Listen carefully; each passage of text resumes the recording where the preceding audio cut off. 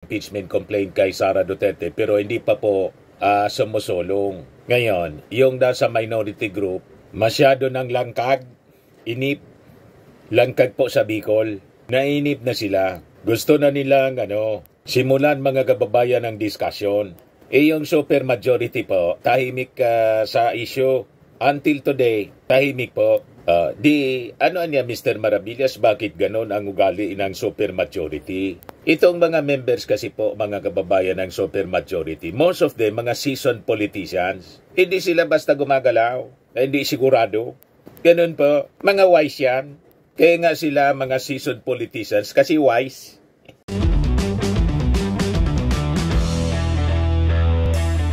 Ito naman po yung bago naming product na binibenta online. iGlow Serum, whitening po siya. Tingnan ninyo yung epekto sa aking anak na architect before and now. Yung mga inquiries po ninyo, dumiretso na lang kayo sa kanyang Facebook account, Riz Maravillas. Pag-usapan natin mga kababayan yung impeachment laban kay Sara Duterte kasi marami na yung naiinip. January 8 na niya Mr. Maravillas. Naduduwag ba yung majority members ng Congress? Kasi until now hindi pa gumagalaw. At yung inaasahan na fourth impeachment po na ipafile, sabi nung Monday. Wednesday na ngayon, wala pang pinafile.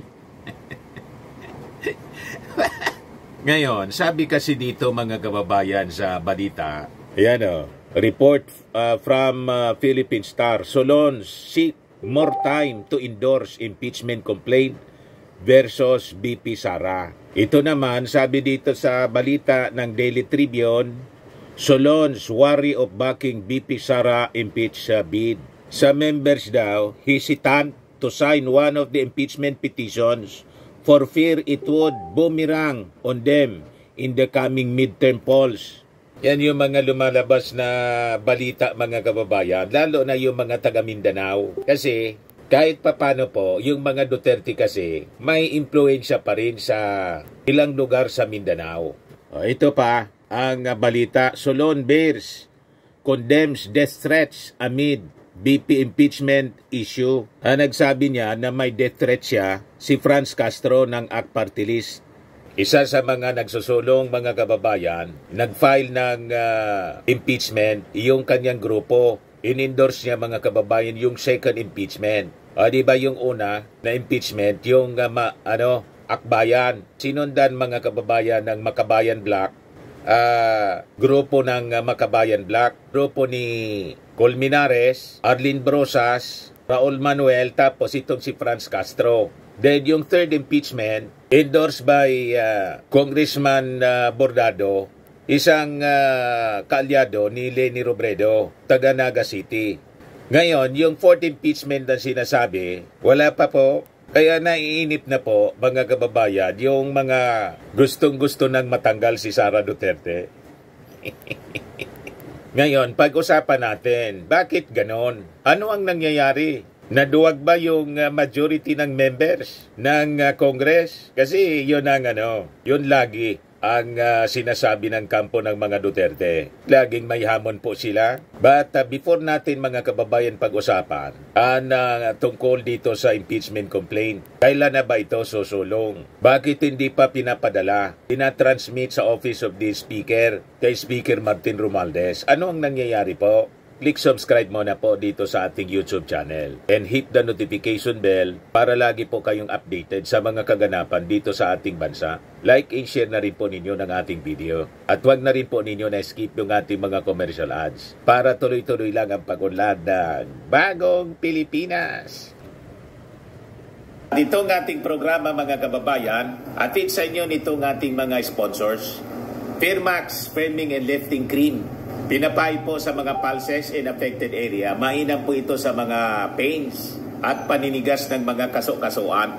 Ito sa mukha naman yung application, anti-aging, Automax po siya.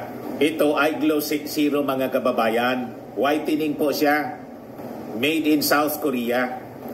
Ito naman po, Nengxia Red Mix Fruit Drink. Gawa po siya sa goji berry. May anti-cancer properties po siya. At sa mga nagana po ng malinis and spacious fitness gym, Pumunta lang po kayo sa aming Colossal Fitness Gym. May Grab car rental din po kami. At bills payment po sa aming office. At saka sa mga mahilig po sa mga imported bags, manood po kayo sa live selling ni Madam Eileen Rosales sa kanyang Eileen Closet po. Pati mga shoes, ito yung kanya po. Ito yung kanyang page. Kita ninyo, napakagandang mga online selling po siya. Si Madam Eileen Rosales. Cellphone number niya po, 773-798-7816. Balikan natin mga kababayan yung ating kwento tungkol dito sa impeachment complaint. Tambak na po yung impeachment complaint kay Sara Duterte pero hindi pa po sumusulong. Ngayon, yung nasa minority group, masyado ng langkag, langkag po sa Bicol, nainip na sila. Gusto na nilang simulan mga kababayan ng diskusyon. Yung super majority po, tahimik sa issue. Until today, tahimik po. Ano niya Mr. Maravillas, bakit ganon ang ugali ng super majority? Itong mga members kasi po, mga kababayan ng super majority, most of them, mga seasoned politicians, hindi sila basta gumagalaw, hindi sigurado. Ganon po, mga wise yan. Kaya nga sila mga seasoned politicians kasi wise. Hindi basta sila sumusugod, mga kababayan. Hinihintay nila yung tamang timing. Sabi sa kanta, paulit-ulit nating sinasabi, wise men say, only fools rush in.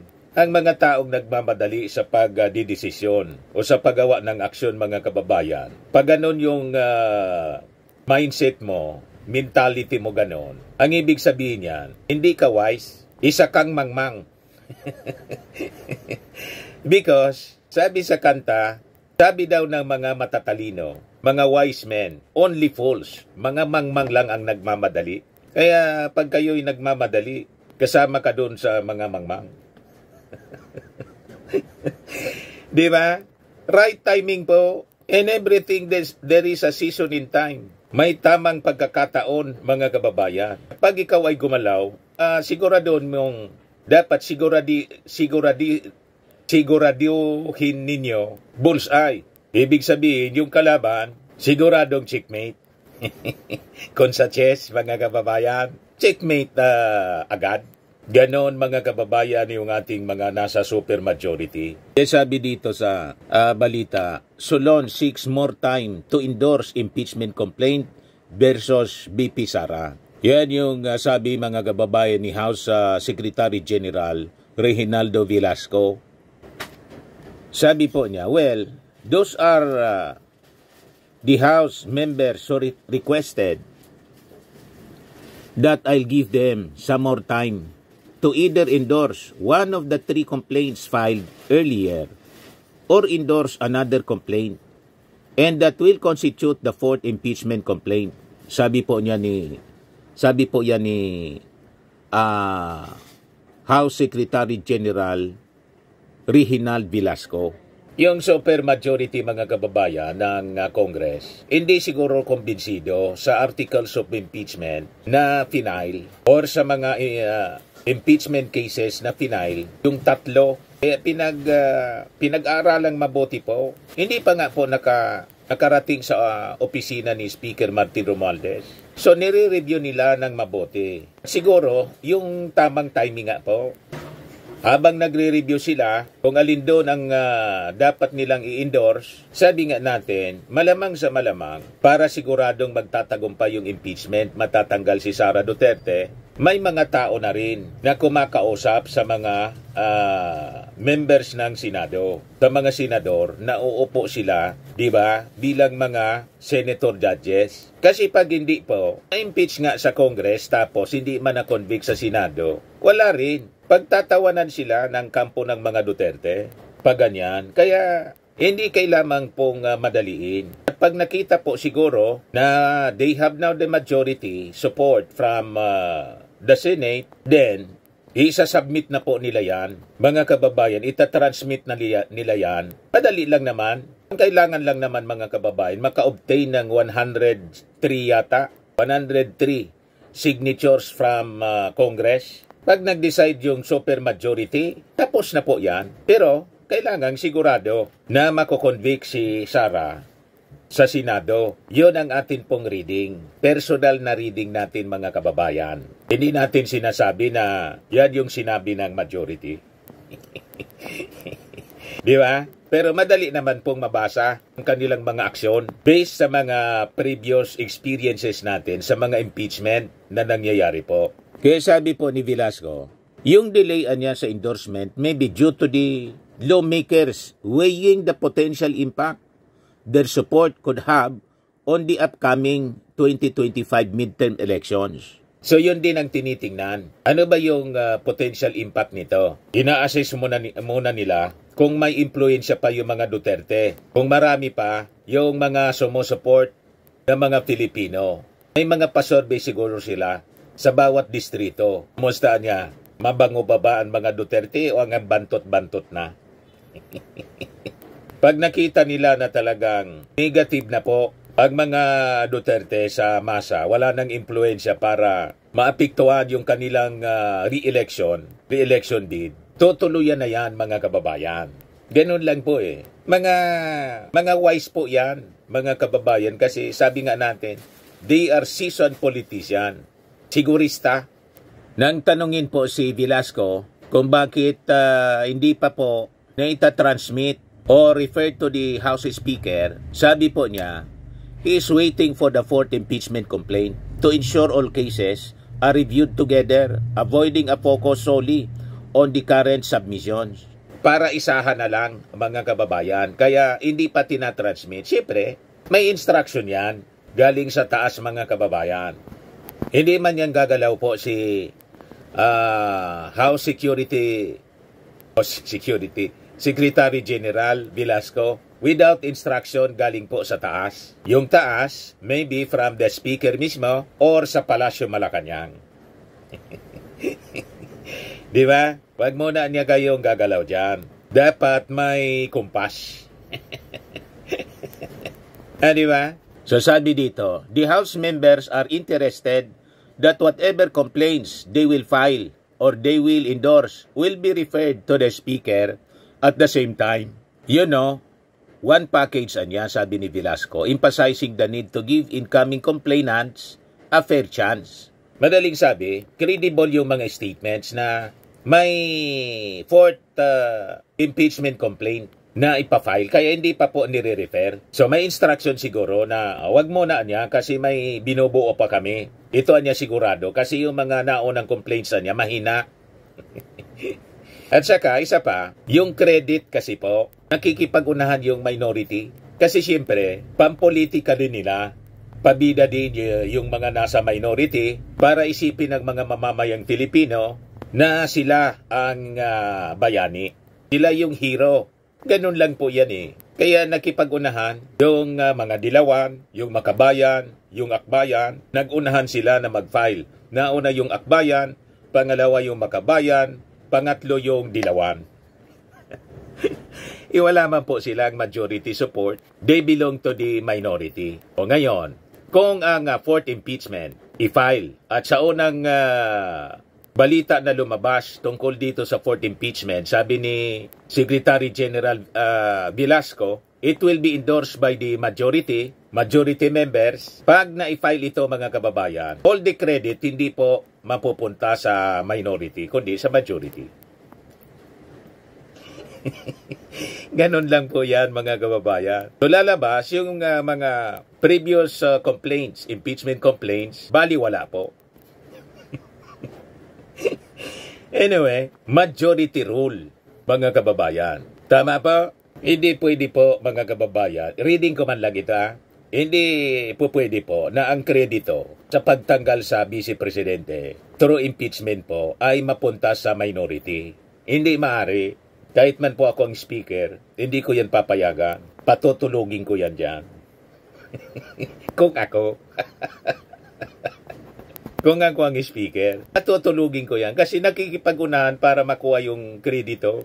Nag-unahan yung dilawan, makabayan, at akbayan. Nauna yung akbayan, sunod makabayan black, sunod dilawan. So, lalabas sila po yung bida. Papayag ba ako noon kung ako yung Speaker of the House? Nagets na ninyo? At dito ninyo mga kababayan maintindihan kung bakit after na ma-file yung impeachment o nag-impeachment complaint, nagsalita yung ating Pangulo. Sabi ng ating Pangulo, it will be a storm in a teacup. Magugulo lang anya. And Sara Duterte anya is unimportant. Nagigets na ninyo kung bakit?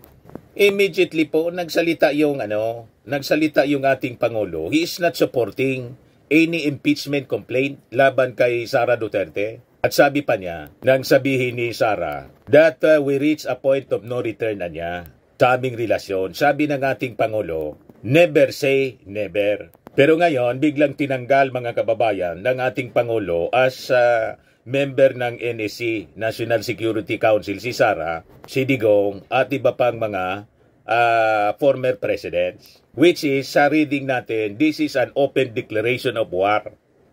And then so, pag ang fourth impeachment in-endorse ng supermajority, ng majority black or majority members ng Congress, ang ibig sabihin yan, may basbas na. Nagets niya? Supermajority na yung gumalaw. Reading between the lines, yan po ang basa natin. Ito, si Abante, mga kababayan, member ng majority black. 4 days ago, ito po yung kanyang statement as published ng Impact Leadership. Kaya yung basa natin po, malamang sa malamang tama ang ating basa kung bakit po hindi pa gumagalaw yung supermajority, yung majority members ng Congress. Ayan sabi niya, impeachment complaints versus Sara may gain support niya in-house but face uncertainty in Senate. Sabi niya po, kami ay bulag pa rin sa gagawing impeachment sapagkat wala naman talagang kumikilos at walang pagkilos pa. Although 3 ng impeachment charges ang naibigay, sabi po niya sa isang interview.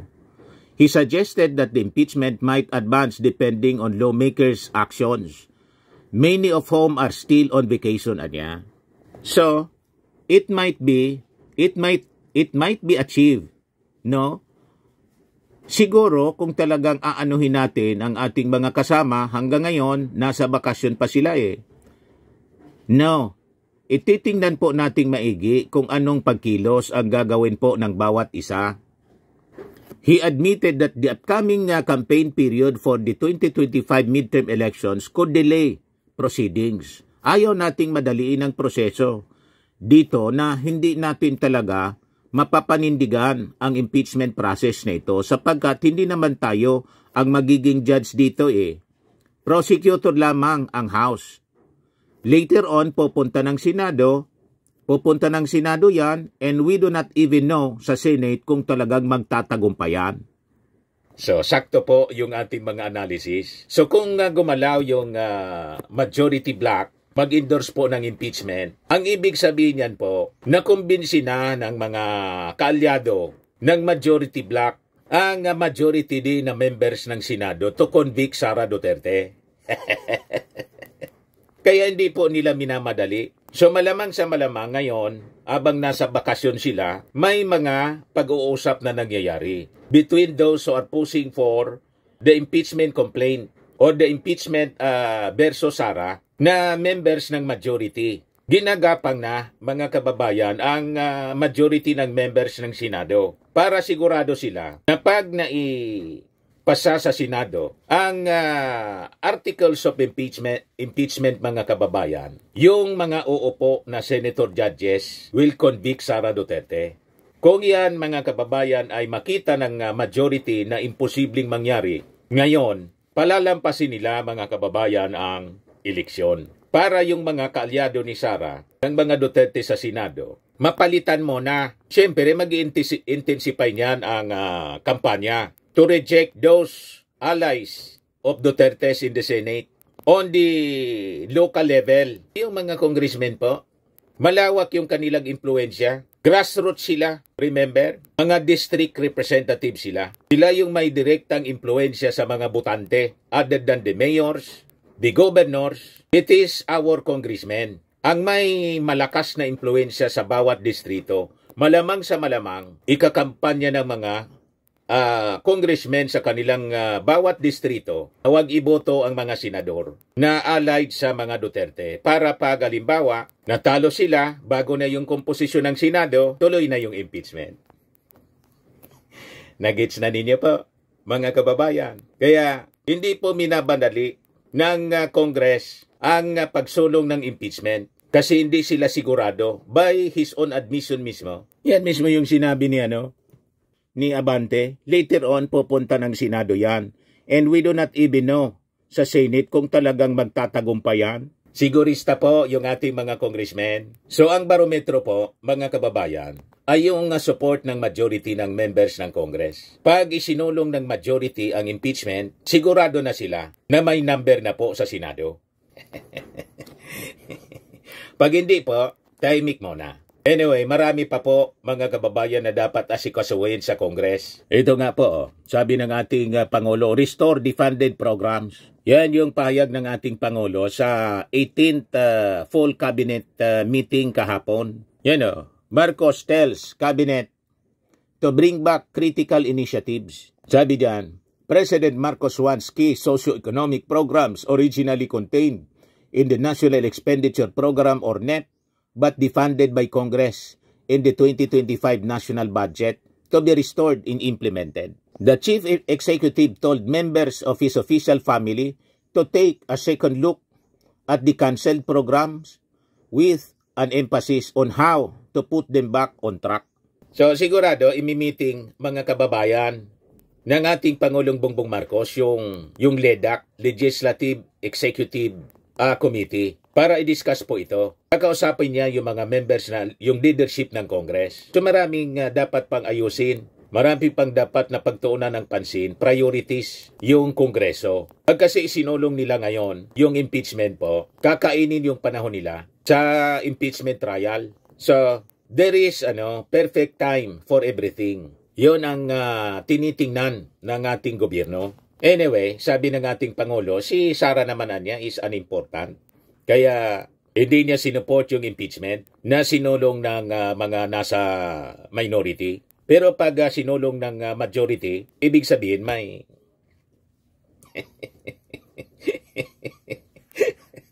Tama ba? O ngayon, tinanggal si Sara as member ng National Security Council. Sabi ni the little president, E.S. Bersamin, si Sara niya, irrelevant. You see? So sabi ng ating Pangulo, we have to re-examine so that the programs that we wanted, that we put in the NEP, can somehow be restored. For the rest of the departments, I need you to give me the priorities, the things that we prioritize in the NEP, that were removed in terms of budgeting, in terms of appropriation, sabi po niya.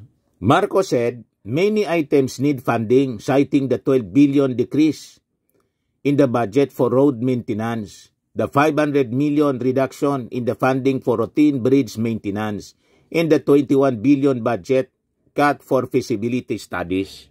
Sabi ng ating Pangulo, he wants to know what became of each department's budget allocations, specifically the funds for critical projects. So marami pang dapat na pag-usapan na kailangan yung full attention ng ating mga congressmen, especially the majority ng ating mga congressmen. So naintindihan na ninyo po kung bakit hindi pa gumagalaw yung impeachment complaint. 3 ng impeachment complaint ang isinampa laban kay Sara Duterte, pero hindi pa po hindi pa gumagalaw. Maghintay lang po tayo ng tamang tiyempo. There is perfect time for everything. And wise men say, only fools rush in. Tama ba?